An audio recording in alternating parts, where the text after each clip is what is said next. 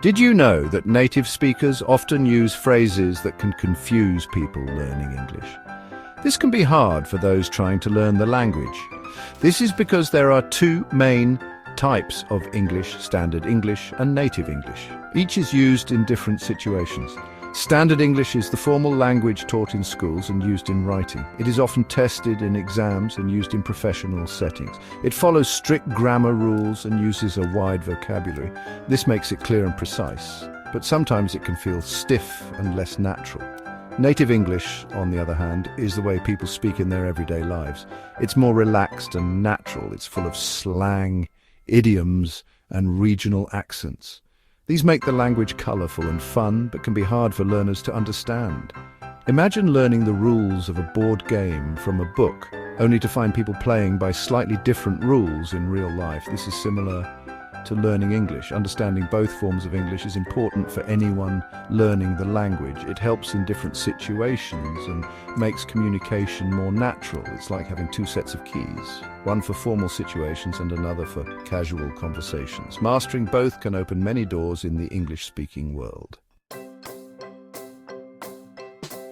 Imagine you're watching a movie and a character says, "That's a piece of cake." You might be puzzled, thinking, why are they talking about cake in this context?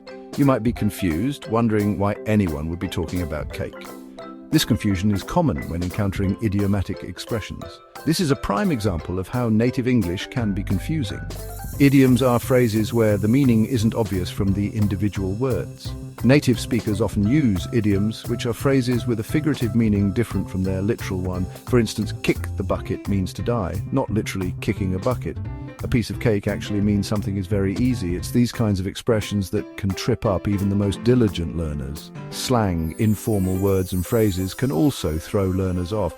Words like cool or lit have meanings that aren't immediately clear. Cultural references tied to a specific region or country can further complicate understanding.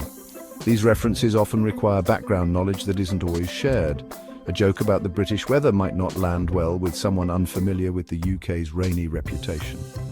Humour often relies on shared cultural experiences. These nuances of native English can make learners feel like they're missing out on the full picture. Understanding these subtleties is key to mastering the language. Don't worry, you can learn to bridge the gap between standard and native English. Start by watching movies, TV shows, and listening to music in English. Listen to how native speakers talk in real life. Learn common slang and idioms. If you don't understand something, ask a native speaker or look it up online. Remember, every mistake helps you learn and get better. Learning native English isn't just about slang and idioms. It's about really understanding the language and experiencing it in its true form. It's about connecting with English speakers on a deeper level and forming strong bonds. By understanding their language, you learn about their culture, humor, and way of life. You start to see the world like they do. Embrace the variety in native English. Each dialect and accent adds something special to the language. This variety makes the language rich and vibrant. The diversity in English reflects the diversity of its speakers.